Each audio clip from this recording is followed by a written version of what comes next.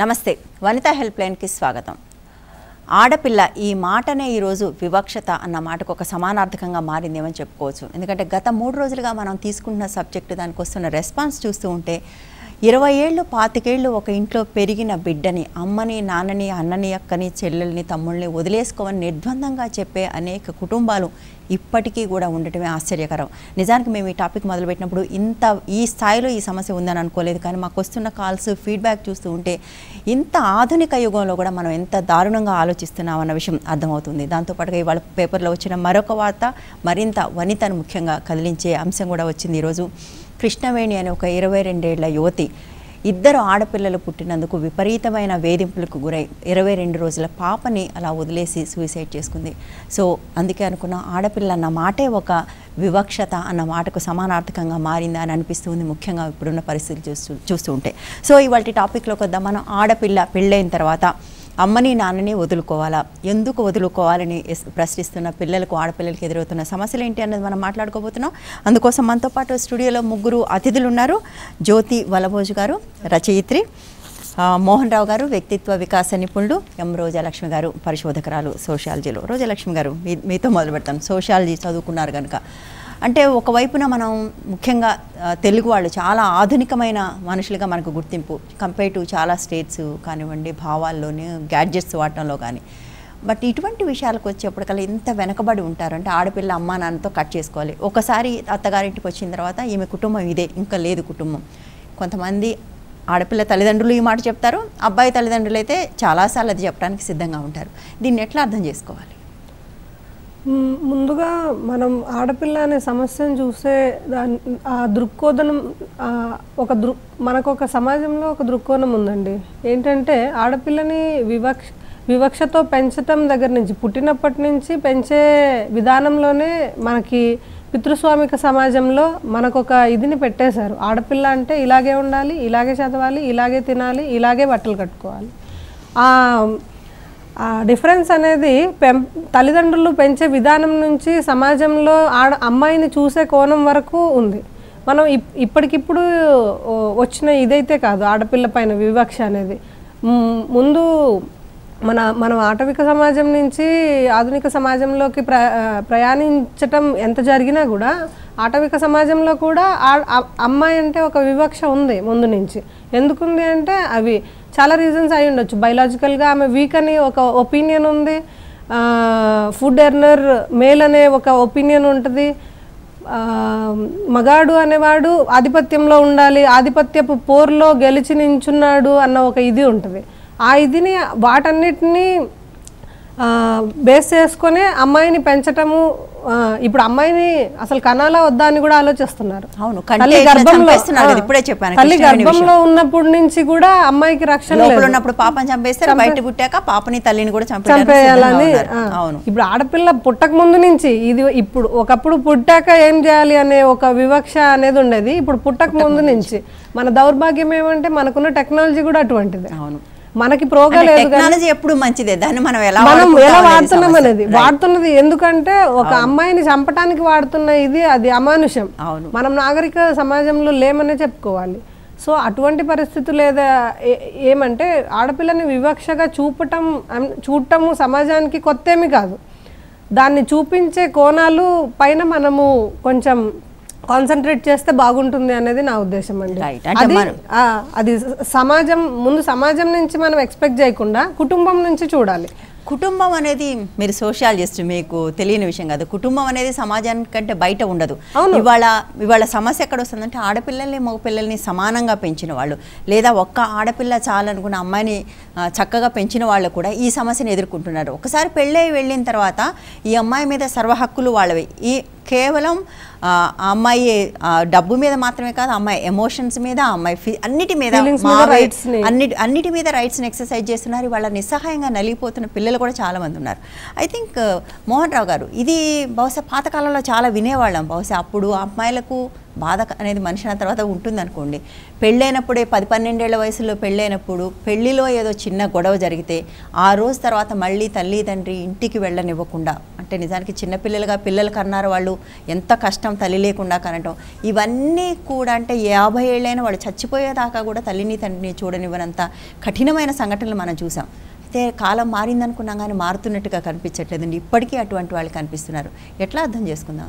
ఇప్పుడు ప్రతి విషయంలోనే అలానే ఉంది. ఇప్పుడు కుటుంబంలో ఎవరన్నా తల్లిదండ్రులు చనిపోయారు అనుకోండి, మగపిల్లలకు మాత్రమే ఆ పితృయోగం మాతృయోగం బాధ ఉంటుందంట. ఈ బట్టలు తీసుకెళ్ళేయడం మన సంస్కృతిలో ఉంది కదా, మగపిల్లలకి వేస్తారు, ఆడపిల్ల వెళ్ళి వేస్తుంది. ఆడపిల్లకి కూడా వాళ్ళు తల్లిదండ్రులు కదా, మరి ఆడపిల్లకి ఎవరు వేయాలి? ఆడపిల్లకి బాధ ఉండదా? సో ఈ మొత్తం సిస్టమే అట్లా తయారు చేసుకుంటూ వచ్చారు మన వాళ్ళ ముందు నుంచి. ఇప్పటికీ అలాగనే పెంచి పోషిస్తూ ఉన్నారు మన సంస్కృతి. మీరు అంతదాకెందుకు మన సినిమాలు తీసుకోండి, సినిమాల్లో ఏంటి ఉమెన్ రోల్ ఏంటి? సో ఎక్కడ తీసుకున్నా కూడా ఎక్కడ బీజం అనేది పడల, దీన్ని ఎలా మార్చాలి అనేది. సో ప్రతి చోట కూడా ఇప్పుడు ఆ కడుపులో ఆడపిల్లలు ఉంటే గర్భస్రావం చేపిస్తున్నారు. అక్కడ చేసే గర్భస్రావం చేసే వ్యక్తి ఎవరు? గైనకాలజిస్ట్లో 70% 80% ఆడపిల్లలే ఉంటారు. సో అక్కడ ఆమెను ఆలోచించాలి, అరే ఇదేంటిది, వీళ్ళని ఎడ్యుకేట్ చేయాలని. ఆమెకు నాకు డబ్బులు వస్తే చాలని ఆమె అనుకుంటుంది. ఏదైనా అనారోగ్య కారణాల వల్ల ఏదైనా చేస్తే పర్లేదు కానీ. సో ఇక్కడ ప్రతి చోట మనకి సమస్యలు ఎదురవుతూనే ఉన్నాయి.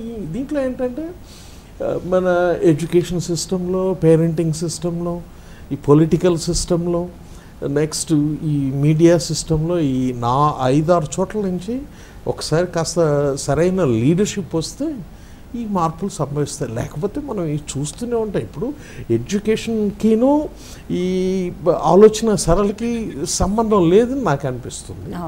సో వీళ్ళలో ఆలోచన సరళి అనేది సమాజం నుంచి వాళ్ళు ఏం నేర్చుకుంటున్నారు, దాని గురించి ఎలా ఆలోచిస్తున్నారు అనే దాన్ని బట్టి ఉంటుంది. ఒక ఆటో డ్రైవర్ ఏం చదువుకోకపోయినా కూడా అతనికి చాలా గొప్ప ఆలోచనలు ఉండొచ్చు.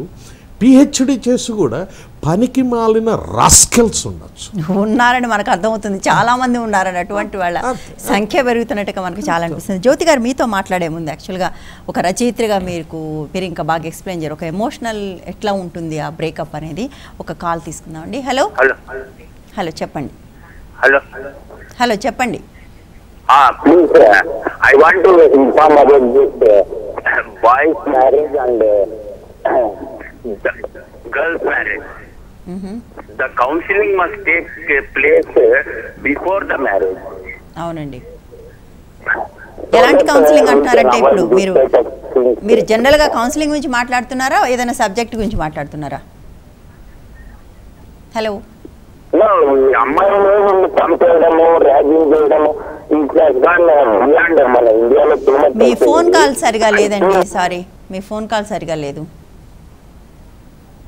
హలో.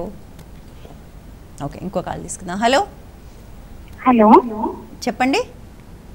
నమస్తే మేడం, నా పేరు గౌరీ అండి. నమస్తే గౌరీ గారు, చెప్పండి. మేడం యాక్చువల్లీ ఏంటంటే అండి, ఇప్పుడు నాకు 2012 నా బీటెక్ ఫైనల్ ఇయర్లో ఉన్నప్పుడు మ్యారేజ్ చేస్తారండి. మీరు కొంచెం క్లియర్గా లౌడ్గా మాట్లాడతారా? గౌరీ గారు బీటెక్లో ఉన్నప్పుడు మ్యారేజ్ చేశారు, నెమ్మదిగా కొంచెం లౌడ్గా మాట్లాడండి. ఓకేనండి, నిదానంగా బీటెక్ ఫైనల్ ఇయర్లో ఉన్నప్పుడు 4th సెమిస్టర్ అప్పుడు చేశారండి మ్యారేజ్. ఓకే. అన్ని ఇంకా కట్నం అయితే తీసుకోలేదండి తను. ఓకే. కట్నం ఏమీ తీసుకోలేదు. మేము 3 months తర్వాత అండి ఆల్ ఆఫ్ సడన్ నా గోల్డ్, ఇంట్లో ఉన్న మనీ అంతా పట్టుకొని వాళ్ళ అమ్మగారు, వాళ్ళ నాన్నగారు, అతను ముగ్గురు వెళ్ళిపోయారండి.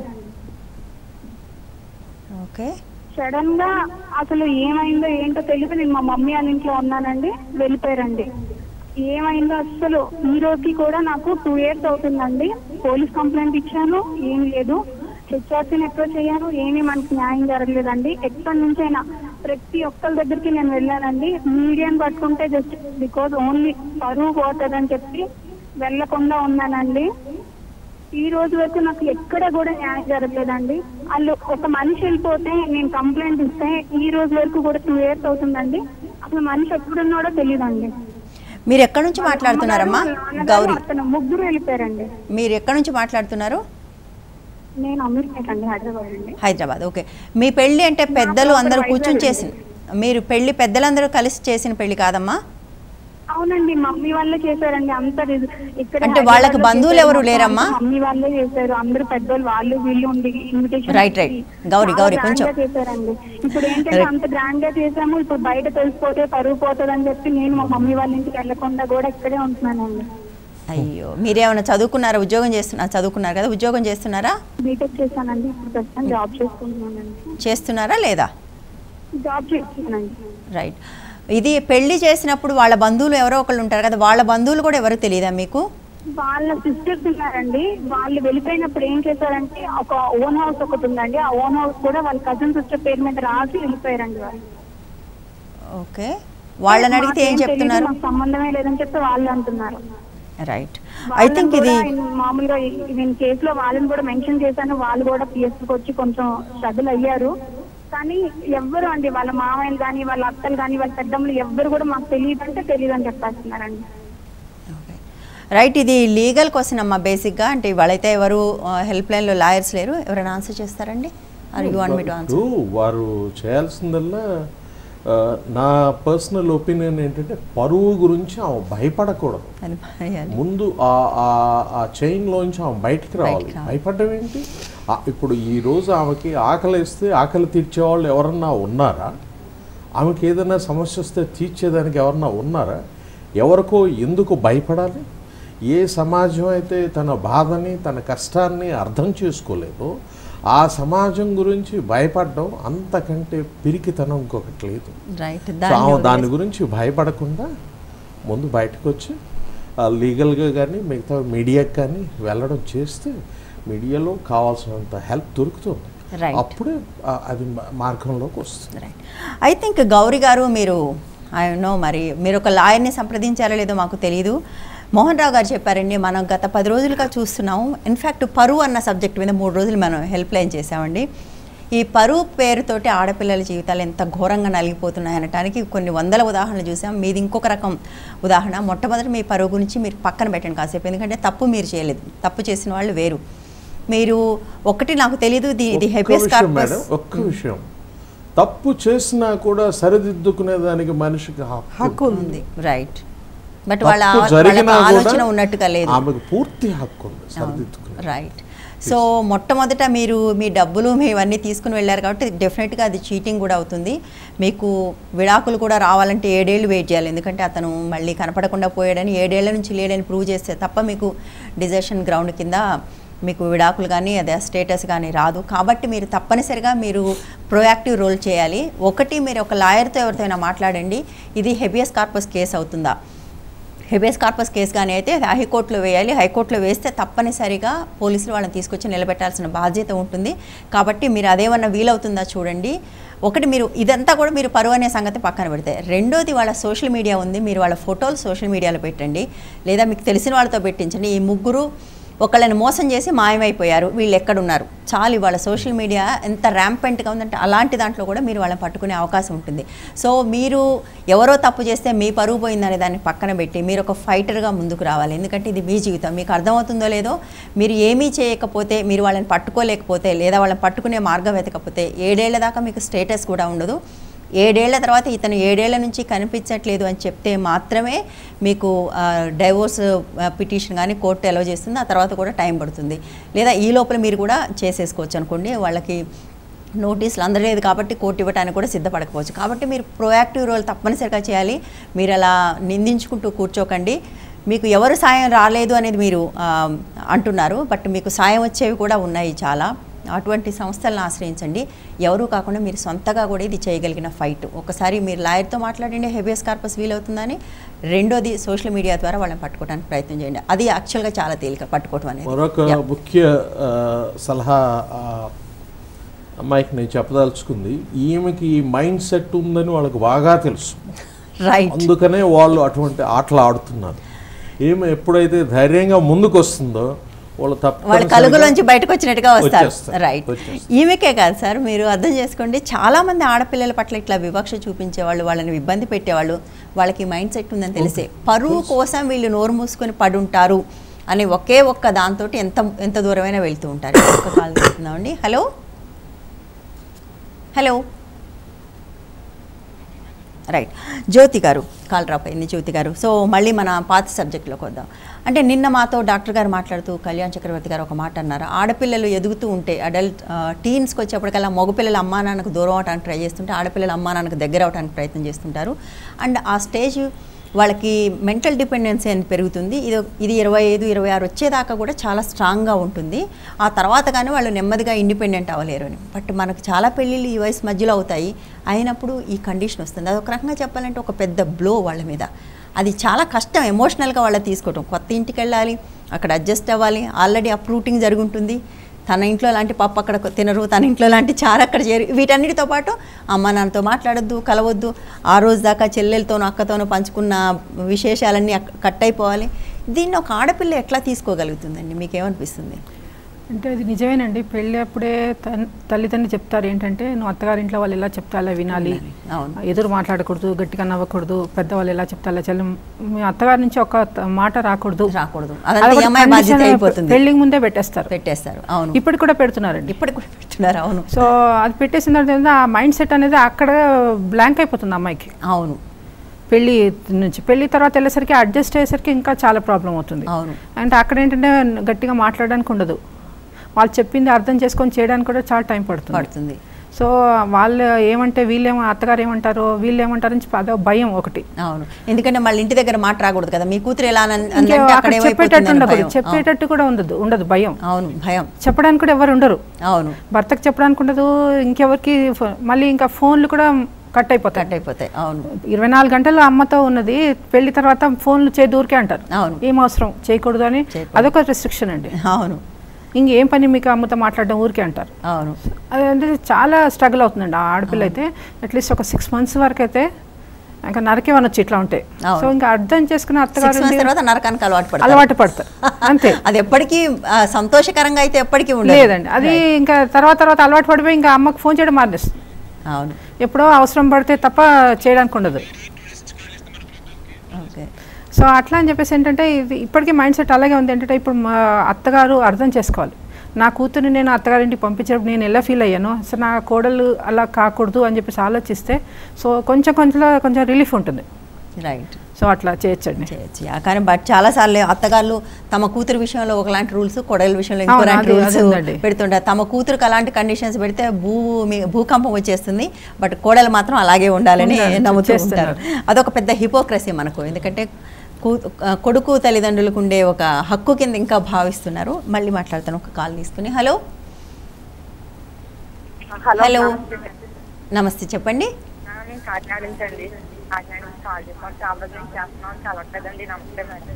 నాకు మీరు మాట్లాడేది ఏమి వినిపించట్లేదమ్మా, కొంచెం పెద్దగా మాట్లాడతారా? గట్టిగానే మాట్లాడుతున్నాండి. నమస్తే మేడం, నేను కాకినాడ నుంచి ఫోన్ చేస్తానండి. అయ్యో సారీ అమ్మా, చెప్పండి. హలో, రోజు నుండి ట్రై చేస్తున్నానండి, ఈ రోజు కలుస్తుందండి. మీరు మహిళలకు చాలా మంచి పని చేస్తున్నారండి, మీ టీవీ చాలా కృతజ్ఞతలండి మేడం గారు. చెప్పండి. ఆడవాళ్ళే శత్రువులంటే ఆడవాళ్ళే శత్రువులండి మేడం గారండి. అట్లా కాదులేమ్మా, అది కూడా మాట్లాడుతున్నాను, చెప్పండి. వేరే ఆవిడతో ఉంటున్నారండి. మీరు ఏదైనా సమస్యతో ఫోన్ చేశారా, లేకపోతే ఊరికే మాట్లాడదామని చేశారా? 5 సంవత్సరాలు పెట్టి వేరే ఆవిడతో ఉంటున్నారండి, మమ్మల్ని చేస్తారండి. మా సంవత్సరం అంతా పాడు చేసేస్తున్నారండి. ఏంటమ్మా? 5 సంవత్సరాలు బట్టి వేరే ఆవిడతో ఉంటున్నారండి, పిల్లల్ని మమ్మల్ని పట్టించుకోవట్లేదండి, ఆస్తులన్నీ పాడు చేసేస్తున్నారండి, ఏం చేయాలి మాకు తెలియట్లేదండి. సో కొంచెం క్వశ్చన్స్ అడుగుతాను, చెప్తారమ్మా. ఎక్కడి నుంచి మాట్లాడుతున్నారు మీరు? అడగండి, నేను కూడా మీతో మాట్లాడలేకపోతున్నానండి. నాకు అర్థమైందమ్మా, నాకు అర్థమైంది. మీరు చాలా దుఃఖంలో ఉన్నారు, బాధలో ఉన్నారు. నేను చిన్న ప్రశ్నలు అడుగుతాను, చెప్పండి. మీరు ఎక్కడి నుంచి ఫోన్ చేస్తున్నారు? హలో, రైట్, కాకినాడ నుంచి చేస్తున్నారు. మీ భర్త ఇప్పుడు మీతో ఉంటున్నారా, ఇక్కడ కూడా ఉంటున్నారా? ఆవిడతోటే ఉంటున్నారండి. మా అమ్మ ఇంట్లో 3 సంవత్సరాలు ఉన్నారండి, ఇప్పుడు తీసుకొచ్చి పెట్టిన సంవత్సరం అయిందండి. ఇంట్లో అసలు ఏం చేయారండి, ఆవిడతోటే ఉంటారండి. ఆ ఊరు పెద్దలతో అందరితో కూడా దాంతోటే ఉంటారని చెప్పి అన్నారండి. ఆస్తులు పాడు చేస్తున్నారన్నారు. నా జోలికి వస్తే ఆవిడ చేత కేసు పెట్టిస్తానని పట్ట అంటున్నారండి. అది ఊరికే బెదిరింపులేమ్మా, మీరు కేసు పెట్టగలరు కానీ ఆవిడ మీ మీద ఏం కేసు పెట్టలేదు, అందులో ఏం సందేహం లేదు. కానీ డిపార్ట్మెంట్ లో చేస్తారండి, డిఎంఎండ్ జాబ్లో చేస్తారండి, 20 సంవత్సరాలపై జాబ్ చేస్తున్నారండి. జాబ్ కూడా మా నాన్నగారు ఏంటి పెళ్లి చేశారండి. ఎందులో చేస్తారమ్మా ఉద్యోగం? కాకినాడలోనే చేస్తారండి జాబ్. మేము కాకినాడలోనే ఉంటామండి. గవర్నమెంట్ జాబ్ చేస్తారమ్మా? పక్కన పల్లెటూరు కొవ్వాడండి. గవర్నమెంట్ జాబ్ చేస్తారా? గవర్నమెంట్ జాబ్ చేస్తారండి. 2 పిల్లలండి, బాబు పాప అండి. పెళ్ళి 18 ఏళ్ళు అయిందండి. రైట్. అంటే ఇది ఒక్క నిమిషంలో మీరున్న పరిస్థితిలో చెప్పగలిగే ఇష్యూ కాదమ్మా. నేను ఇక్కడ మన దగ్గర మన అతిథులు ఉన్నారు, మాట్లాడతారు. దానికి ముందు ఒక్కటి, మీరెంత ధైర్యంగా ఉన్నారు, మీరేం కోరుకుంటున్నారు, మీరు ఇలా ఏడవదలుచుకున్నారా, ఇట్లా బాధపడుతూ ఉండదలుచుకున్నారా, మీ జీవితాన్ని మీ చేతిలోకి తీసుకోదలుచుకున్నారా అన్నది ముఖ్యమమ్మా. మీరు అది ఆలోచించుకోవాలి. మీ జీవితాన్ని మీరు చేతిలోకి తీసుకోదలుచుకుంటే మీకు సపోర్ట్ ఏదైనా దొరుకుతుంది అనుకుంటే, దొరకపోయినా పర్వాలేదు, ఉంటే మీకు ఇంకొంచెం గట్టిగా వెళ్ళగలరు. బైగామి అనేది గవర్నమెంట్ జాబ్లో ఉన్నప్పుడు క్రిమినల్ అఫెన్స్ అమ్మ, ఆయన ఉద్యోగం పోతుంది. ఆయన మిమ్మల్ని బెదిరిస్తున్నాడు కదా కేసు పెట్టిస్తానని, నిజంగా ఆయన ఏం చేయలేడు, మీరే పెట్టగలరు కేసు. మీరు కేసు పెడితే ఆయన ఉద్యోగం పోతుంది. ఆ విషయం ఆయనకి తెలిసే ముందే మిమ్మల్ని బెదిరిస్తున్నారు, నంబర్ 1. సో మీరు ఆ విషయం ఒకసారి మీ వాళ్ళనో పెద్దవాళ్ళని ఎవరైనా కూర్చోబెట్టి కొంచెం అర్థమయ్యేలాగా అతనికి చెప్పించండి. మీరు ఇట్లా చేస్తే, పిల్లల్ని చూడకపోతే, ఇల్లు చూడకపోతే నేను ఈ ఫలానా కేసు పెడతాను అని మీరు మాట్లాడండి. దాని తర్వాత లేదు ఇతనితో నాకు ఇది పడట్లేదు, ఇంకా ఉండే అతనితో వద్దు అనుకుంటే మీరు డీవీసీ అంటారమ్మా, డొమెస్టిక్ వైలెన్స్ కేసు. ఇది నిజానికి క్రిమినల్ కేసు కాదు, ఆయన ఏమో అరెస్ట్ చేయరు. మీరు అక్కడికి వెళ్ళండి. కాకినాడ అంటే మీ జిల్లా కేంద్రంలో women and child welfare protection officer ఉంటారు. మీ దగ్గర ఉన్న అంగన్వాడీ సెంటర్కి వెళ్ళి వాళ్ళ పీడీ ఆఫీస్ ఎక్కడని అడగండి. అక్కడికి వెళ్ళి ఒక కంప్లైంట్ రాసివ్వండి. వాళ్ళు పిలిపించి మాట్లాడతారు. యాక్చువల్గా వాళ్ళైతే బెదిరిస్తారు కూడా, నువ్వు ఇలా చేస్తే నీ ఉద్యోగం పోతుందని భయపెడతారు. ఒకసారి అక్కడ దాకా పోయింది కాబట్టి ఆయన భయపడతారు. అప్పుడు మీకు మెయింటెనెన్స్ తీసుకోవచ్చు. మీకు మీ పిల్లలకి మెయింటెనెన్స్ తీసుకుని, గవర్నమెంట్ ఉద్యోగస్తుడు కాబట్టి ఒక రకంగా గుడ్డిలో మెల్ల మీకు శాలరీ అటాచ్మెంట్ ఉంటుంది. ఆయన ఇస్తాను ఇవ్వను అన్న దాంతో సంబంధం లేకుండా మీకు ఆ డబ్బులు వస్తాయి ప్రతి నెల. సో అది చేయండి. మొట్టమొదటి విషయం, మీరు ఇలా దుఃఖపడదలుచుకున్నారా, మీ జీవితాన్ని మీరు చేతిలోకి తీసుకోదలుచుకున్నారా, ఈ రెండిట్లో ఆలోచించుకోండి. రెండోది చేస్తే మీకు సపోర్ట్ చేయడానికి చాలా సిస్టమ్స్ ఉన్నాయి. మాట్లాడతారా ఎవరైనా ఈ అమ్మాయితో? ఒకటమ్మా, ఇప్పుడు దుస్థితి నుంచి వెలుపలికి రావాలా వద్దా అని నిర్ణయం తీసుకోవాలి. నిర్ణయం మనకి ఇక్కడ చెప్పడం చాలా సులభం, ఆ నిర్ణయం తీసుకోవడం చాలా కష్టం. చాలా కష్టం. కష్టమైనా తప్పదు. నా అంతటా నేను బ్రతకగలను, నా పిల్లల్ని నేను బ్రతికించుకోగలను అనే నిర్ణయం ఒకటి తీసుకుని ఆమె ఎదురు తిరిగితేనే అక్కడ న్యాయం జరుగుతుంది. ఇన్ఫ్యాక్ట్ ఆవిడ కేసు స్ట్రాంగ్ అండి. ఎదురు తిరిగితే అన్ని రకాలుగా అతనికే నష్టం. అతని ఉద్యోగం పోతుంది, గవర్నమెంట్ కాబట్టి ఉద్యోగం కాబట్టి. బైగామి డీవీసీకి వెళ్తే ఆమెకి పిల్లలు అందరూ ఉన్నారు కాబట్టి మెయింటెనెన్స్ వస్తుంది, శాలరీ అటాచ్మెంట్ వస్తుంది. ఐ థింక్ మోహన్ రావు గారు కూడా అదే చెప్తున్నారు. మీరు ఇందులోనే ఉండి బాధపడతారా, బయటకు వచ్చి నిలబడతారా, ఇవి రెండే మీరు ఆలోచించుకోవాలి. మీరేమైనా మాట్లాడతారా? అంటే ఇప్పుడు మోహన్ రావు గారు చెప్పినట్టేనండి, తనంతటా తాను బయటపడాలంటేనే పడగలదు. ఏడుస్తూ కూర్చుంటే అది అంతే, ఇంకా ఏడుస్తూనే ఉండాల్సి వస్తుంది. పిల్లల కోసము, తన కోసం నేను చేయగలను, చెయ్యాలి అని చెప్పేసి తిరగబడాలని. రైట్. అంతకంటే ఇంకేం తిరగబడిందంటే అది ఉంటే భర్త మారి వస్తే సరే, లేదంటే తను ఒంటరిగా బతకచ్చు. అదే కదా, సంపాదించే పిల్లలు తను చూసుకోవచ్చు ఇవ్వకున్నా కూడా. సరే ధైర్యం చేయాలి, అంతకంటే ఇంకేం లేదు. ఏడిస్తే మాత్రం పని కాదు. ఇక్కడ ఆమె ఏడుస్తున్న దానికి కారణం కూడా ఉందండి. ఎందుకంటే పిల్లలకి తండ్రి ప్రేమ దూరం అవుతుందని ఆలోచించే ఆడవాళ్ళు కూడా ఉన్నారు ఇప్పుడు మనకి. ఎందుకంటే ఒక ఆడదానిగా నేను సమాజంలో నిలదొక్కుకోగలనా, 2 పిల్లల్ని పెంచి ప్రయోజకుల్ని చేయగలనా, భర్త ఎటువంటి వాడైనా భర్త ఉన్నాడు అనేది ఒక సమాజంలో ఒక స్టేటస్. ఎటువంటి వాడైనా, తాగుపోతైనా తిరుగుపోతైనా ఆమె భర్త ఉన్నాడు, భర్తను వదిలేస్తే ఆమెను పొగరపోతుంటారు. భర్త వదిలేశాడని చెప్పరు. భర్త ఎంత నీచుడైనా భార్యనే బ్లేమ్ చేసే సమాజం మనది. సో ఇవన్నీ కూడా మనం ఆలోచించాలి. అందుకోసం మనం ఆమెకి డైవోర్స్ అనే ఆలోచన ఇవ్వట్లేదండి. మనం డైవోర్స్ అనేది ఆవిడ అది పూర్తిగా తనకు తానే తీసుకోవాల్సిన నిర్ణయం, ఎవరూ చెప్పం. మనం ఏం చెప్తున్నాం అంటే, ఈ కండిషన్లో ఆమె పిల్లలు బతకడానికి మర్యాదగా డీవీసీ ద్వారా మెయింటెనెన్స్ తీసుకుని, ఇప్పుడు ఆమె అతని ఇంట్లో ఉంటే కానీ నిజానికి చాలామందికి తెలియదు, ఆ ఇంట్లోనే ఆమె కంటిన్యూ అవ్వడానికి, ఆ ఇంటి అద్దె అతను కట్టడానికి, వీటన్నిటికి కూడా ఆర్డర్స్ తీసుకోవచ్చు. అది ఒక చిన్న బ్యూటిఫుల్లా దాన్ని వాడుకుంటే కానీ. సో అది మాత్రమే చేయవచ్చు. ఆమె ఏ ఇంట్లో ఉందో అదే ఇంట్లో ఉంటూ అతని జీతం నుంచి ప్రతి నెల ఇంత వచ్చేలాగా ఆవిడ చేయడం. డైవోర్స్ కోసం మనం అడిగే డీవీసీలో డైవోర్స్ ఇవ్వరు, దానికి వేరే పిటిషన్ వేసుకోవాలి. సో అయితే ప్రతి సమస్యకి డైవోర్స్ ఇది సొల్యూషన్ కాదు కదండి. కావచ్చు, అది మనం చెప్పలేమండి, అది వాళ్ళ పర్సనల్. ఏదైనా సమస్య వచ్చినప్పుడు ఫైట్ చేయాలి. ట్రూ. రైట్.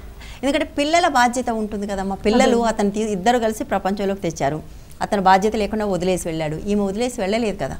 కాబట్టి పిల్లల కోసమైనా ఆవిడ నిలబడాల్సిన అవసరం ఉంటుంది. సో ఐ థింక్ ఆవిడకి లీగల్గా హెల్ప్ చేయడానికి చాలా సిస్టమ్స్ ఉన్నాయి, వాడుకోగలిగితే. మేడం నాకు అర్థమైనంతలో ఎప్పుడైతే మనం తగ్గుతూ పోతామో దీనికి సొల్యూషన్ రాదు. జీవితాంతం అలా రోధిస్తూ వేదన పడుతూ ఉండాల్సిందే. పిల్లలు వాళ్ళు వెళ్ళాల్సిన స్కూల్కి వెళ్ళక ఎప్పుడైతే పట్టుబట్టి మొండితనంగా లేదు నా జీవితాన్ని నేను మార్చుకోవాలి, నేను ఎట్లయినా బ్రతకగలను, నేను మార్చుకోవాలి అనుకుంటాను. ఇప్పుడు అక్కడ కేసు చూడండి ఎంత దూరం వెళ్ళుందంటే అతను ఈమెను బెదిరిస్తున్నాడు, నీ మీద కేసు పెడతానని. రైట్.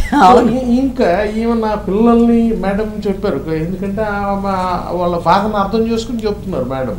ఆ పిల్లల్ని ఎలా పెంచాలనే వేదన రోదన మనసులో ఉంటుంది కదా అన్నది కరెక్టే, నిజమే. అందుకనే కదా అతను అన్ని అరాచకాలు చేస్తున్నాడు. ఈమె తల ఈమె కిందకు ఒగ్గి ఉంది కాబట్టి నేను ఎన్ని చేసినా నడుస్తుంది అనే ధైర్యంలో ఉన్నాడు. సో ఈమె ఎప్పుడైతే అటువంటి ఏమీ లేవు, నా బ్రతుకు నేను బతకగలను, ఓకే, దీనికి ముందు నీ సంగతి నా సంగతి ఏంటి అని గట్టిగా కూర్చుంటే పిల్లల్ని కూడా మానసికంగా ఎంతమంది బ్రతకడం లేదండి. ఇప్పుడు ఒక మాట అండి, ఇప్పుడు ఇట్లాంటి గొడవలు కొంచెం లో క్లాస్ వాళ్ళే వస్తాయి కదా, ఎంత గట్టిగా నడి రోడ్డు మీద నిలబడి వాడిని కొడతారు, తిడతారు,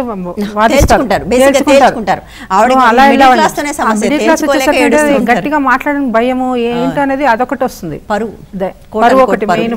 అందుకోసం మనకు పరువు హత్యల దాకా వెళ్తున్నాం మనం ఈ పరువు గొడవతోనే.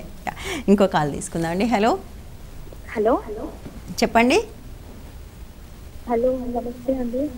నమస్తే అమ్మా, చెప్పండి. నాకు 18 years కి మ్యారేజ్ అయిందండి. మామూలుగా దూరం అన్నమాట, తెలంగాణ రాయలసీమ. మ్యారేజ్ 2 years అండి. మా హస్బెండ్ ఇంకా సెటిల్ అవ్వలేదు. యాక్చువల్లీ అత్త మామల వాళ్ళ దగ్గరే ఇంకా బతుకుతున్నాం. సో తనకేంటంటే అట్లాంటి ఫీలింగ్ ఏంటి, మధ్యలో పాప పుట్టింది, నాకు అదే ఫీలింగ్ తో సెట్ కమ్మంటే గొడవలు అవుతుంటాయి, చాలా డైవర్స్ అని అదే చాలా గొడవలు అవుతాయి.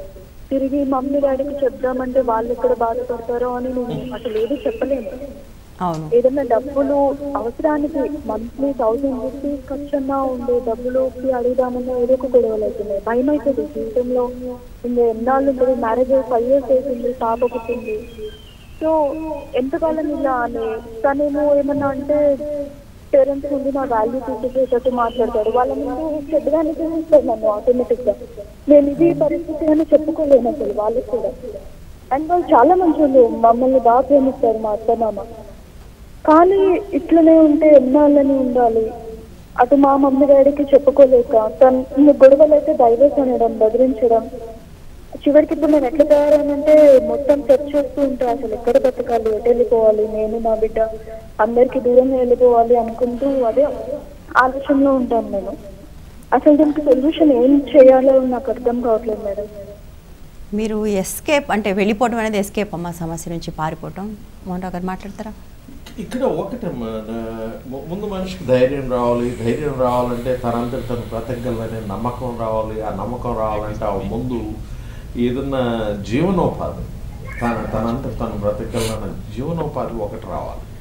అది వచ్చినప్పుడు ఆటోమేటిక్గా అవతల వ్యక్తి కూడా, మగవాడికి కూడా ఈ అమ్మాయి తనంతటి తను బ్రతకగలదు అనేది ఒక పాయింట్ వస్తుంది. అక్కడ తను ఆలోచించడం మొదలుపెట్టాలి. అంటే ఇక్కడ ఇలాంటి ఈ అమ్మాయి చెప్తున్న విషయాలు ఎన్నో, నా స్టూడెంట్స్ ఎంతోమంది, నేను పేరు చెప్పను, అమ్మాయి డాక్టర్, ఒక ఆర్మీ ఆఫీసర్ని పెళ్లి చేస్తుంది. అతను డాక్టర్. అతను ఆ అమ్మాయిని పెట్టిన హింస ఎంతని చెప్పింది. ఆఖరికి అమ్మాయి డెలివరీకి వాళ్ళ ఇంటికి వెళ్ళాలంటే వాడు పర్మిషన్ కావాలి. వాడు ఇక్కడే ఉన్నాడు, ఎక్కడో నార్త్ ఇండియాలో. సో అమ్మాయికి ఆడపిల్లకి కోరిక తన తల్లి దగ్గరికి వెళ్ళి ఆ మొదటి ప్రసవాన్ని తన తల్లి దగ్గర ఒక కంఫర్ట్ జోన్ కావాలి కదా ఆ టైంలో. ఫిజియలాజికల్గా ఎన్నో ఉంటాయి. డ్యూటీకి వెళ్తారు. డ్యూటీకి వెళ్ళినప్పుడు ఆ అమ్మాయి అల్నా పాలనా కష్టం అతను వినదు. సో లాస్ట్కి ఎంత దురదృష్టకరం అంటే ఇంకా చాలా ఇదయ్యి అమ్మాయి అక్కడికి వెళ్ళిన తర్వాత అమ్మాయి తల్లి చనిపోయింది. ఇది అమ్మాయి 8వ నెలలో ఉండగానే తల్లి చనిపోయింది అక్కడ. మరలా అమ్మాయిని మా ఇంటికే తీసుకెళ్తా అని మరలా వాళ్ళ ఇంటికి తీసుకెళ్తాను. సో ఇటువంటి మనం రెగ్యులర్గా చూస్తున్నాం. ఐ థింక్ ఒక చిన్న బ్రేక్ తర్వాత కంటిన్యూ చేద్దాం, ఎందుకంటే మీరు చెప్తున్నది చాలా విషాదకరమైన కథనం. ఇటువంటి కథనాలు మనం వింటూ ఉంటే ఒక్కోసారి ప్రపంచం మీద నమ్మకం పోతూ ఉంటుంది. రోజు మనకు దాదాపుగా అటువంటి కాల్స్ వస్తూ ఉంటాయి. ఇవాళ వచ్చిన కాల్స్ కూడా దుఃఖం. బ్రేక్ ఇచ్చే ముందు ఆవిడ ఇంకా వింటూ ఉంటారని అనుకుంటున్నాము. మనం కొంచెం వేరే దానిలోకి వెళ్ళాం. దీనిలోకి వచ్చే ముందు ఒకటి, మీరు ఎస్కేప్ అవడం అనేది, వెళ్ళిపోవటం అనేది చిట్ట చివరి ఇదమ్మా. ఆ తర్వాత ఇంకా సమస్య లేదు, కొత్త సమస్యలు ఉంటాయి. ఈ సమస్య కాకుండా కొత్త సమస్య వస్తుంది. సో దానికి ముందు మీరు ఇందులో నాకు ఒక పాజిటివ్ పాయింట్ కనపడుతుంది. మా అత్తయ్య మామయ్య మంచి వాళ్ళు, చాలా ప్రేమగా ఉంటారు. మీ అత్తయ్య గారితో కూర్చొని మాట్లాడండి. అంటే నేను మీతో మాట్లాడాలి, చాలా మామూలు టోన్లో, గొడవ కాదు, కంప్లైంట్ కాదు, ఇది మీరు రాయటానికి ముందు పేపర్ మీద రాసుకొని ఏం మాట్లాడాలి అని ఆవిడతో మాట్లాడి, ఇది విషయం, ఇది నాకు చాలా కష్టంగా ఉంది, నాకు ఇటువంటి ఆలోచనలు కూడా వస్తున్నాయి.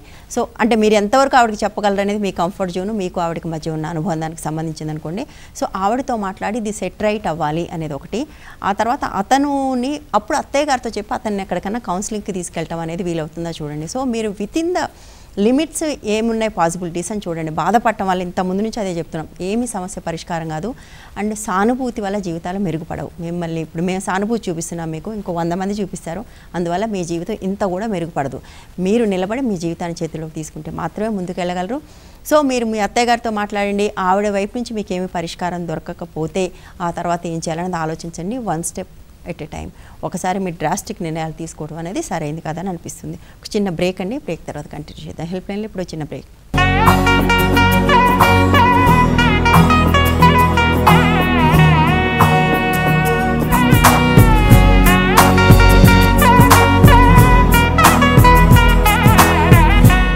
Welcome back. పుట్టింటికి దారి ఏదైనా మాట్లాడుతున్నాం. చాలా ఇంట్రెస్టింగ్గా ఇప్పటిదాకా వచ్చిన అన్ని కాల్స్లో కూడా వాళ్ళు ఎవరు పుట్టింటి హెల్ప్ తీసుకోవడానికి సిద్ధంగా కనిపించట్లేదు. చూసారా మైండ్ సెట్ అంటే, వాళ్ళు ఎక్కడైతే పుట్టి పెరిగి వచ్చారో వాళ్ళ దగ్గర హెల్ప్ తీసుకోవడానికి వాళ్ళు సిద్ధంగా లేరంటే దీనికి కారణం ఏంటంటే మేడం, పుట్టింట్లో తల్లిదండ్రులు బయటికి వెళ్ళిపోయిన ఆడపిల్ల పరిస్థితులు అర్థం చేసుకోవడానికి సిద్ధంగా లేరు. ఇవన్నీ మామూలే, ఇబ్బందులన్నీ ఉంటాయి అని. సో అమ్మాయిని ఎంతసేపటికి నువ్వు ఆ బాధను పడు, తప్పదు అని చెప్పే తల్లిదండ్రులే ఎక్కువ శాతం ఉన్నారు. అంటే తల్లిదండ్రులకు ఆ మైండ్ సెట్ మనం చూస్తామండి. పంచాయతీల్లో కూడా ఇలాంటి సమస్యతో మా వాళ్ళతో కలవనివ్వట్లేదు అంటే వాళ్ళు చెప్తారు, నీకెందుకమ్మా, నువ్వు ఒకసారి పెళ్ళైన తర్వాత నువ్వు అత్తగారిలే నీ ఇల్లు, నీ భర్తతో నువ్వు ఉండాలి, కానీ వాళ్ళతో మాట్లాడకపోతే ఏంటి, నీకు భర్త కావాలా తల్లిదండ్రులు కావాలా తేల్చుకో అని చెప్తారు. అంటే చాలామంది దాన్ని అది రైట్ అని కూడా ఫీల్ అవుతూ ఉంటారు. అట్లా ఫీల్ అయ్యి కూడా అంటే నోరు లేకుండా చేస్తారు కదా. అంటే ఒక రైటియస్ డిమాండ్ని ఒక తప్పులాగా చిత్రీకరించే ఒక ప్రయత్నం కూడా చాలాసార్లు జరుగుతుంది. అంటే ఇక్కడ ఏంటంటే ఒక మాట అండి, ఇప్పుడు తల్లి ఉందనుకోండి, తల్లి తండ్రి పెళ్ళిలో చెప్పేసి తర్వాత కూతురికి ఏదైనా ప్రాబ్లం వస్తుంది అత్తగారింట్లో, తల్లిదండ్రి తమ్ముళ్ళు వాళ్ళందరూ ఏమంటారంటే, అక్కడ తనింట్లో తన సమస్యలు తనే చూసుకోవాలి, మనం ఏం చేస్తాం, వాళ్ళ ఇంట్లో మనం ఏం చేయలేం కదా, జోక్యం చేసుకోకూడదు, తనే కష్టాలు వచ్చినా ఏమైనా తనే తట్టుకోవాలి, చేయాలంట. కానీ సపోర్టింగ్గా నిలవాలని అనుకుని ఒక తల్లి అనుకుంటే, నా కూతురు పెళ్ళైపోయిన తర్వాత కూడా నా కూతురే, తనకి ఏ సమస్య వచ్చినా నేను సపోర్టింగ్గా ఉంటానని, ఇద్దరు పోయేదాకా కూడా నేను ఉంటాను, వీళ్ళని ఎదిరించి భర్తని కొడుకులను ఎదిరించి తల్లి అంటే ఆ కూతురికి కొండంత ధైర్యం వస్తుంది. అంటే జ్యోతి గారు మీరు ఎమోషనల్ గా మాట్లాడుతున్నారు, కానీ సోషల్ గా అది సాధ్యం కాదు. వాళ్ళ తల్లి కూడా తన భర్త మాటను కాదనే పరిస్థితి చాలా ఉంది. అదే నేను అంటున్నాను, ఆడవాళ్ళలోనే మార్పులు. తల్లి సపోర్ట్ ఉన్నదంటే కూతురు అంటే కనీసం మాట్లాడడానికి ధైర్యం వస్తుంది, తల్లితో చెప్పుకోవాలని, చెప్పుకుంటే కొంచెం ఏదో ఒక సలహా ఇస్తుంది కదా. ఇప్పుడు అత్తగారితో కూడా మంచిగా ఉన్నదని కూడా అత్తగారితో మాట్లాడుకోవచ్చు. ఇప్పుడు ఇంతకుముందు కాల్ వచ్చింది, అమ్మాయి ఉంది భర్తతో ప్రాబ్లం ఉంది, సో భర్తకు ఉద్యోగం లేదు, సెటిల్ కాలేదన్న డిప్రెషన్లో ఏదో వచ్చి సతాయిస్తున్నాడు. సో అది తనతో మాట్లాడి ఫస్ట్ అసలు తన సమస్య ఏంటి, ఉద్యోగం లేదా, అట్లా ఉద్యోగం లేదన్నప్పుడు మనీ ప్రాబ్లం అన్నప్పుడు తను కూడా ఏదైనా వర్క్ చేయొచ్చు. అత్తగారితో మాట్లాడి భర్తతో మాట్లాడి ఇవన్నీ క్లియర్ చేసుకుని, అది ఆ తర్వాత ఎటు కాదు ఎటు దారి లేదన్నప్పుడు తను బయటికి వెళ్ళాలని ఆలోచించాలి. కానీ తను ప్రయత్నం చేయకుండా బయటికి వెళ్ళిపోతాను నేను, అది మాత్రం మంచిది కాదు, సరైనది కాదు. అదే చెప్తున్నాం మనం, ఎస్కేప్ అది చిట్ట చివరిది. అంతే, ముందు భర్తతో కూడా మాట్లాడి తన సమస్య ఏంటి అనేది భర్తతో క్లియర్ చేసుకోవాలి, తను తెలుసుకోవాలి, తను కూడా అర్థం చేసుకోవాలి తన సమస్య ఏంటి అనేది. లేదు భార్య కూడా వినని సమస్య అంటూ ఏమి ఉండదు. రైట్. కానీ చాలా సమస్య ఏంటంటే, ఐ థింక్ మోహన్ రావు గారు బాగా చెప్తారు, ఈ మధ్య అసలు భార్యాభర్తల మధ్య కూడా కమ్యూనికేషన్ ఛానల్స్ ఓపెన్ ఉండట్లేదు. ఒకళ్ళతో ఒకళ్ళు ఏదన్నా ఏమన్నా ఫ్రెండ్స్ లాగా మాట్లాడుకుని వేరే విషయాలే, కానీ ఒక భార్యాభర్తకు మధ్య ఒక సమస్య వస్తే మాట్లాడుకుని మనసు విప్పి సాల్వ్ చేసుకునేలాంటి ఒక బంధం కూడా చాలా మంది తక్కువ ఉంటుందండి. అది దాని బంధం కంటే పరిపక్వత లోపిస్తుంది, బాగా పరిపక్వత ఉండట్లేదు అసలు. అంటే ఇప్పుడు సమస్య లేని కుటుంబం ఏదీ లేదు. రైట్, ముందు దాన్ని యాక్సెప్ట్ చేయాలి. సమస్యలు ఉండడం సహజం, సర్వసాధారణం. భార్య భర్త చెరొక చోటు ఉంటేనే ఆ కుటుంబంలో సమస్యలు లేవేమో అని అనుకోవచ్చు. ఇద్దరు ఒక చోట ఉన్నప్పుడు సమస్యలు, ఎందుకంటే ఈ ట్విన్స్గా పుట్టిన ఇద్దరు చిల్డ్రన్ మధ్య కూడా డిఫరెన్సెస్ ఉంటాయి. ట్విన్సే కదా, ఒకే టైంలో పుట్టారు, అయినా కూడా ఆలోచనలు వేరే వేరే విధంగా ఉంటాయి. సో అటువంటప్పుడు ఒక స్త్రీకి ఒక పురుషుడికి సహజంగానే ఎన్నో ఐడియాలజీస్లోనో అప్రోచ్లోనో లైఫ్ మీదనో మార్పులు ఉంటాయి. అయితే ముందు దాన్ని యాక్సెప్ట్ చేయాలి. ఈమె ఈ విధంగా ఆలోచిస్తుంది, నేను ఈ విధంగా ఆలోచిస్తున్నాను. సో ఇద్దరికి మధ్యలో ఉండే మధ్య మార్గం ఏంటి, దాన్ని ఎలా చేసుకోవాలి. కాసేపు నువ్వు గెలువు, కాసేపు నేను గెలుస్తాను, ఎల్లప్పుడూ నేనే గెలవాలి అని అనుకోవడం ఎవరు అనుకున్నా కూడా అది పొరపాటు. రైట్. సో మెయిన్ మనకి అంటే చాలా మందికి భార్య దగ్గర తమ సమస్య చెప్పుకుంటే చులకనైపోతాము, తక్కువైపోతాము అనే ఒక భావం కూడా ఉంటుంది చాలా మందికి. ఇప్పుడు పెద్ద రుగ్మత ఏంటంటే ఎవరూ గొప్పవారు కాదు, అందరూ గొప్పవారు. ముందు అది అర్థం చేసుకోవాలి. నేను పొట్టిగా ఉన్నాను కాబట్టి నేను పనికి మాలినవాడిని, లేకపోతే ఎత్తుగా లేను, లేకపోతే నల్లగా ఉన్నాను, లేదా నా సమస్యలు ఇతరులకు చెబితే నేను చులకనైపోతాను. ఈ సమస్యలు ఉన్నాయి. ఎప్పుడైతే మీకు యాక్సెప్టింగ్ ది అన్యాక్సెప్టబుల్ థింగ్స్ అంటాడు ఎకార్ట్ టాలే, అన్యాక్సెప్టబుల్ని నువ్వు యాక్సెప్ట్ చేసావు అనుకో, ఇంక అసలు సమస్యలు లేవు.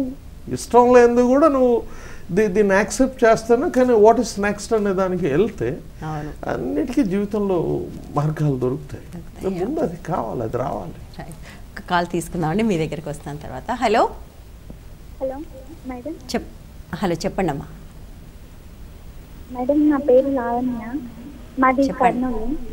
చెప్పండి లావణ్య. మే 2014లో మ్యారేజ్ అయింది మేడం. ఓకే.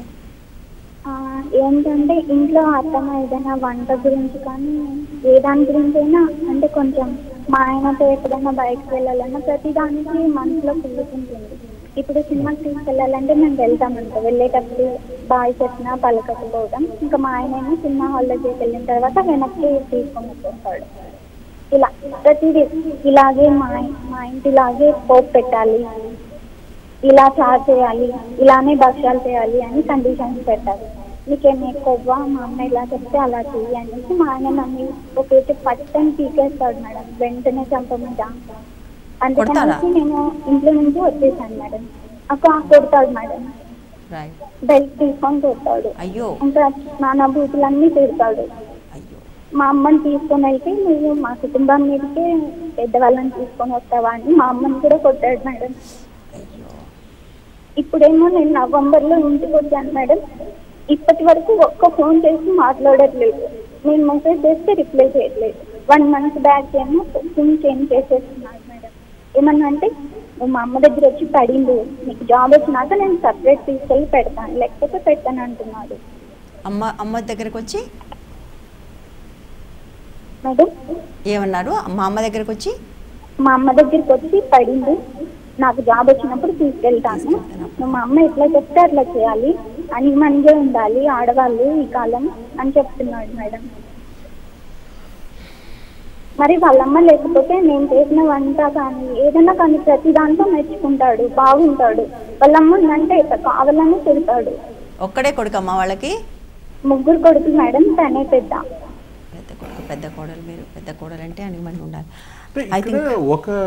నాకు అర్థం అంటే 2014లో పెళ్ళయి 2015లో ఈ అమ్మాయి మనకి ఈ విషయం చెప్తుందని మనం తలుచుకుంటే ఎంత వేదనగా అనిపిస్తుందంటే. ఇక్కడ ఒకటి మేడం, ఈ అబ్బాయి తల్లిదండ్రులకి బహుశా ఒక ఇన్సెక్యూరిటీ ఉండొచ్చు. ఈ అమ్మాయి వచ్చింది, మా అబ్బాయిని మేము చిన్నప్పటి నుంచి కష్టపడి పెంచుకున్నాము, వీడు దూరం అయిపోతాడు, ఏమని ఈ ఇన్సెక్యూరిటీ రావచ్చు. ఒకటి ట్యాక్ట్, ఇది ట్యాక్ట్ఫుల్గా దాన్ని సాల్వ్ చేసుకోవడం. ఇంకోటి చిన్నపిల్లలాగా ఉంది, తెలివితేటలు కూడా ఉన్నట్టుగా లేవు. ట్యాక్ట్ ఏంటంటే ఇక్కడ నేనైతే సజెస్ట్ చేసేది ఫస్ట్ ట్యాక్ట్, కానప్పుడు నెక్స్ట్ స్టెప్కి వెళ్ళాలి.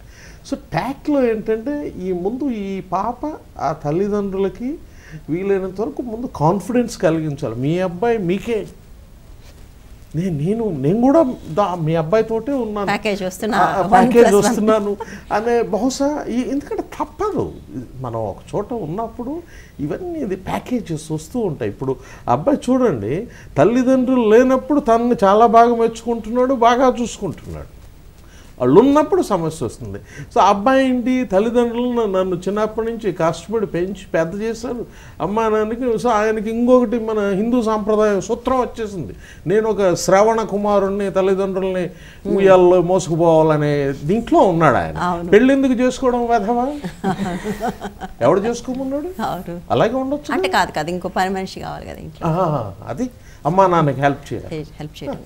సో అక్కడ ఏంటంటే ఇప్పుడు ఆ బ్యాలెన్సింగ్ని కాస్త తను ట్యాక్ట్ఫుల్గా హ్యాండిల్ చేస్తే కొంతవరకు సాల్వ్ కావచ్చు.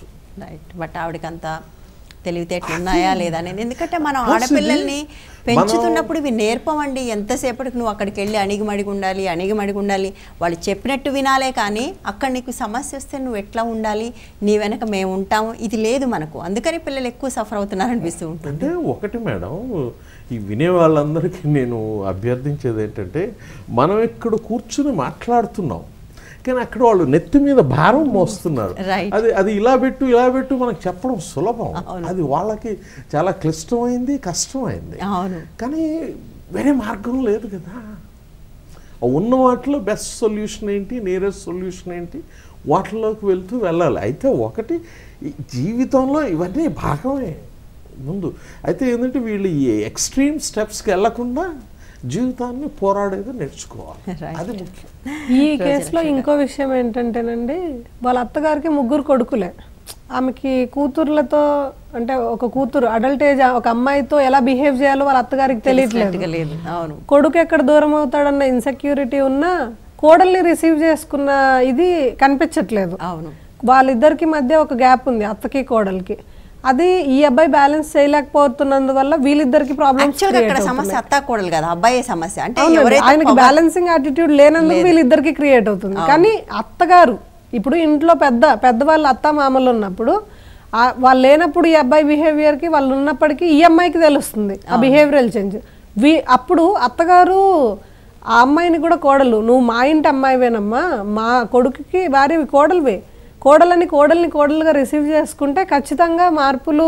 ఈ అబ్బాయికి బ్యాలెన్స్ చేసే యాటిట్యూడ్ లేకపోయినా సమస్యలు కొంతమేరకు మన కంట్రోల్లో ఉంటాయనేది నా ఉద్దేశం. బట్ ఆవిడ దానికి సిద్ధంగా లేరు అటువంటి దానికి. సో ఇతను బ్యాలెన్స్ చేయలేకపోతున్నాడు, ఈ అమ్మాయి సఫర్ అవుతుంది. ప్లస్ హిందూ సమాజంలో అత్తగారికి ఉన్న రోలు చాలా కీలకమైంది. వాళ్ళ ఆధిపత్యాన్ని చూపించాలి. అవును, పైగా మొదటి అవకాశం దొరికింది, అది మొదటి కోడలు. ఇట్లాంటి జాయింట్ ఫ్యామిలీస్ ఏమవుతుందంటే, ఇప్పుడు తర్వాత కోడలు వస్తుంది, ఈ అమ్మాయికి రివర్స్లో రావచ్చు. అవును, అప్పుడేమవుతుంది, అరే పెద్ద కోళ్ళే బాగుండింది కదా అని అట్లా అత్తగారు అవుతారు కానీ మారరు. అవును, అత్తగారు మారరు. మళ్ళీ రెండో కోడల మీద సాధింపులు తిరగబడితే కూడా కంపేర్ చేసుకుంటారు కానీ మళ్ళీ మార్పులు తిరగబడ్డా సాధింపులే. అవును, అన్ని ఉన్నా సాధింపులే. రేపు మరలా ఈ అమ్మాయి అత్తగారితో జాయిన్ అయ్యి వచ్చిన కొత్త అమ్మాయి మీద దాడి చేయొచ్చు. సో బేసిక్ గా ఏంటంటే అండి, సరే మనం ఇప్పుడు ఆడవాళ్ళకి శత్రువు అని ఆవిడెవరు అన్నట్టుగా, అది సమస్య ఏంటంటే నిజానికి వాళ్ళిద్దరూ శత్రువులు కదా. మధ్యలో ఎవరైతే ఒక పవర్ ఉంటుందో, ఎవరి మీద ఆధిపత్యం కోసం ఈ పోరాటం అంతా జరుగుతుందో, వాళ్ళు సరిగా లేకపోవడం వల్ల ఇవన్నీ జరుగుతాయని అనిపిస్తుంది. అంటే భార్యకి ఇవ్వాల్సిన స్థానం భార్యకి. వీళ్ళిద్దరు ఇమ్మెచ్యూర్ గా ఉన్నారు, అబ్బాయికి తెలియదు, అమ్మాయికి తెలియదు. అబ్బాయి కూడా ఇమ్మెచ్యూర్ గా ఉన్నాడు, అత్తగారు కూడా హ్యాండిల్ చేయాలి. ఇప్పుడు చాలా చోట్ల అబ్బాయిలు నన్ను అడుగుతుంటారు, మా అమ్మకి నా భార్యకి పడట్లేదు, నన్ను కష్టపడి మా అమ్మ పెంచింది, నా భార్య నన్ను నమ్మి నాతోటి వచ్చింది, వీళ్ళిద్దరికి పడట్లేదు, నేనేం చేయాలి? సో నేను ముందు సరే వీళ్ళని వాళ్ళని తీసుకురా కూర్చోబెట్టి మాట్లాడడం జరుగుతూ ఉంటుంది. సో ఇక్కడ ఆడదానికి శత్రువు ఆడదే అన్నది కూడా మీరు చెప్పిన దాంట్లో కొంత నిజం. నేను ఒప్పుకోనండి, ఇప్పుడు సింపుల్, మీరు ఒప్పుకున్నా ఒప్పుకోకపోయినా సమాజంలో అంటే కాదు, స్త్రీకి వస్తున్న ఇబ్బందుల్లో అందరి రోలు ఉంది. అంటే నేను అనేది ఆ వాల్యూ సిస్టమ్ అంటున్నా. ఇవాళ అత్తగారికి ఇచ్చిన సమాజం ఏదైతే ఒక హోదా, ఒక వాల్యూ సిస్టమ్ ఇచ్చిందో అది కోడలికి ఏదైతే లొంగి ఉండాలని, అత్తకి ఏదైతే ఆధిపత్యం అని, ఈ వాల్యూ సిస్టమ్కి మధ్యలో వచ్చే గొడవ, దీన్ని డెమోక్రటైజ్ చేయడానికి అవసరమైన మనిషి అతను మధ్యలో ఉన్న పురుషుడు అతను సిద్ధంగా లేడు. చాలా ఇళ్లలో కోడలు కూడా అత్తగారిని సాధించే కోడళ్ళు కూడా చాలా ఇళ్ళు కాదండి, కొన్నిళ్ళు 4-5 ఉంటాయి కొన్నిళ్లలో. చాలా ఉన్నాయి. సరే ఓకే అండి, అంటే మనం ఫైనల్గా మనం అత్త కోడళ్ళ గొడవలోకి వెళ్ళాము. అయితే లాస్ట్ టేక్ అంటే ఆడపిల్లల్ని పుట్టింటికి పోనివ్వకూడదు అనేది ఎంతవరకు సరైంది అన్న దాంతో మనం మొదలుపెట్టాం. యాక్చువల్లీ దాని మీద మీ లాస్ట్ టేక్ చెప్తే మనం కంప్లీట్ చేద్దాం వాళ్ళ. అంటే ఇప్పుడు పుట్టింటికి వెళ్ళొద్దని అత్తగారు కూడా అంటారండి. భర్త అనే కాదు, ఆడదయ్యండి అత్తగారు కూడా రిస్ట్రిక్షన్ పెడతారు. మీరు అత్త కోడలు గొడవకి వచ్చారా? కాదండి, ఇప్పుడు మెయిన్ అత్తగారింట్లో కోడలికి ఎక్కువ మామగారు అత్తగారు అందరిది ఉంటుంది. సో వాళ్ళు ఎవరో ఒకరు మారినా ధైర్యంగా నువ్వు వెళ్ళు అని కోడల్ని పంపిస్తే కొంచెం మార్పు వస్తుంది. ఇక తనంతలు తను వెళ్తే మళ్ళీ రావద్దంటారు. అవును, రావద్దంటారు. అవును, చావత్తులో ఉన్న తల్లిదండ్రులు చూడాలని వెళ్ళాలని అనుకున్నా, ధైర్యం చేసి వెళ్ళినా కూడా తెల్లారి రాని వారి ఇంటికి. అవును, అప్పుడు ఎవరు సాయం ఉండరు. అవును, సో ఆ భయంతో అణిగిమని ఉన్న వాళ్ళు ఆడవాళ్ళు చాలా మంది ఉన్నారు. మోహన్ రావు గారు, మన జీవితం గురించి ఉన్న అప్రోచ్లో, మైండ్ సెట్లో మార్పులు రావాలమ్మా. నిదానంగా బహుశా వస్తాయి భవిష్యత్తు. ఇంకొక 10-15 years తర్వాత లేదా 20 years తర్వాత నేను టికెట్ తీసుకున్న లేకపోతే చూస్తానని నేను అనుకుంటున్నాను. ఐ థింక్ ఆడపిల్లల తల్లిదండ్రులు కూడా పెళ్లికి ముందు ఇదో కండిషన్ పెట్టాలి. ఇంత నిన్న మొన్న మాట్లాడిన దానిలో ఒకటి కట్నాలు కూడా. అంటే ఆడపిల్లలకి ఇవ్వాల్సిన ఆస్తి ఏదైతే ఉందో అది కట్నా రూపంలో వెళ్ళటం వల్ల పిల్లకి చేతిలో ఏమి ఉండట్లేదు, అవతల వాళ్ళ చేతిలోకి పోతుంది. సో ఇచ్చేదైతే పిల్లకే ఇవ్వండి, ఇవ్వకపోతే గొడవే లేదు. ఇస్తే మీ అమ్మాయికి ఆస్తిగా ఇవ్వండి కానీ మీరు కట్నంగా ఇవ్వద్దు అనేది ఒకటి. నెంబర్ 2, ఇవన్నీ మాట్లాడండి పెళ్లికి ముందు. అంతా బాగుంటుందని నమ్మొద్దు ముందే. ఏమంటారు? కరెక్టేనండి. ఇక్కడ ఇంకో విషయం కన్సిడర్ చేయాల్సింది ఏంటంటే వాల్యూస్ని ప్రమోట్ చేయాలి ఫ్యామిలీస్లో. మనకి ఇప్పుడున్న సమాజంలో డబ్బుకున్న ప్రాధాన్యత ఏ రిలేషన్షిప్కి లేదు, అన్ని డబ్బు చుట్టే తిరుగుతున్నాయి. మన దౌర్భాగ్యం ఏంటంటే మీడియాలో కూడా అదే ప్రొజెక్ట్ చేస్తున్నారు. ఇప్పుడు ఫ్యామిలీ ఓరియంటెడ్ మూవీస్ ఏవి లేవండి. ఎంతసేపు హీరో, ఒక హీరోయిన్, 6 పాటలు 6 ఫైట్లు. ఎక్కడండి విలువలు ఎక్కడ తెలుసుకుంటారు? అవును, ఇప్పుడు పిల్లలు చదువుల్లో కూడా విలువలు లేవు. చదువుల్లో మార్పులు రావాలి. పేరెంట్స్ పిల్లలకి టైం ఇవ్వాలి, విలువల గురించి చెప్పాలి. ఎథిక్స్ ఏమున్నాయి మనకి, వాల్యూ ఓరియంటెడ్ లైఫ్ని లీడ్ చేయాలంటే మనిషిని మనిషిగా చూసే పరిస్థితి లేనప్పుడు అక్కడ ఆడైనా మగైనా వివక్షతకు గురి కావాల్సిందే. అవును, దౌర్భాగ్యం ఏమంటే ఆడవాళ్ళకి ఇంకొంచెం ఎక్కువ డబుల్గా డిప్రైవ్ ఎక్స్క్లూడ్ అయిపోతారు సొసైటీలో. క్లోజ్ దిస్ అండి దీంతో. సో బేసిక్గా మనకు తెలుగులో ఒక సామెత కూడా ఉంది, కీడించి మేలించడం అని. ఇప్పుడున్న పరిస్థితులకు ఇంతకుముందు మోహన్ రావు గారు చెప్పారు, ఇది మారినప్పుడు చూద్దాం, మారినప్పుడు దీన్ని ఎలా ఎదుర్కోవడం అనేది ఇప్పుడు మనం ఆలోచించాలి. సో తెలుగులో సామెత ఉన్నదే కీడించి మేలించమని. పెళ్ళి అవుతున్నప్పుడు అంతా బాగుంటుందని నమ్మటం కాదు, నమ్మాలి, నమ్మే పెళ్లి చేయాలి. But at the same time బాగాలేకపోతే ఏంటి అనేది కూడా ఆలోచించాలి. ఇవన్నీ క్లియర్గా మాట్లాడాలి. పెళ్ళైన తర్వాత అమ్మాయితో కట్ ఆఫ్లు, డబ్బులు ఇచ్చినవన్నీ మీ చేతిలోనే ఉంటాయి. బంగారం అంతా బంగారం. నిన్న ఒక కేసు అండి, కిలో బంగారం పెట్టారు. ఇంతకుముందు అమ్మాయి కూడా బంగారం తీసుకొని మాయమైపోయారు. 2 ఇళ్ళు అమ్మి అమ్మాయికి కిలో బంగారం ఇచ్చారు. వాళ్ళ కిలో బంగారం తీసుకొని అమ్మాయిని పంపించేశారు. సింపుల్. సో ఇవి కాదు, మీరు ఒకవేళ బంగారం ఇచ్చినప్పుడు కూడా వాటి బిల్లులు అన్నీ మీరు పక్కన పెట్టుకోండి, వాటి ఫోటోలు కూడా తీసి పెట్టుకోండి. నష్టం ఏమీ లేదు. ఆస్తులు పాస్తులు ఈ అమ్మాయి పేరు మీదనే ఉండాలి. అదొకటి మీరు అప్పుడు అసలు అమ్మాయిలకు ఆర్థికంగా వెసులుబాటు ఉంది అన్నప్పుడు అవతల వాళ్ళ బిహేవియర్ కంప్లీట్గా డిఫరెంట్గా ఉంటుంది. అన్నిటికీ మనం ఏదైనా పిల్లాడికి బిస్కెట్ కొని పెట్టడానికి కూడా మన్నే అడగాలనుకున్నప్పుడు వాళ్ళు డిఫరెంట్గా ఉంటారు. కాబట్టి మన పిల్లల్ని ఇంత ఇష్టంగా ముద్దుగా పెంచుకుని ఇంకో ఇంటికి పంపించినప్పుడు ఇవన్నీ ఆలోచించి ఈ క్రాస్ చెక్స్ అన్ని చేసి అవసరమైతే కండిషన్స్ కూడా పెట్టండి, తప్పేం లేదు. ఇది వాటి హెల్ప్ లైన్. తిరిగి రేపు మరో అంశంతో మళ్ళీ కలుద్దాం. Stay tune to 130 TV.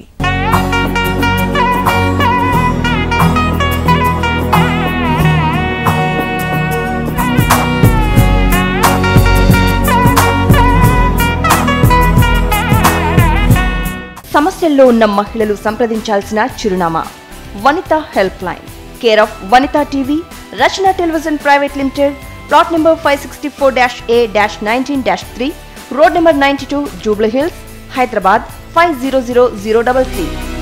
మా ఈమెయిల్ ఐడి vanitahelpline@gmail.com కు మెయిల్ చేయగలరు.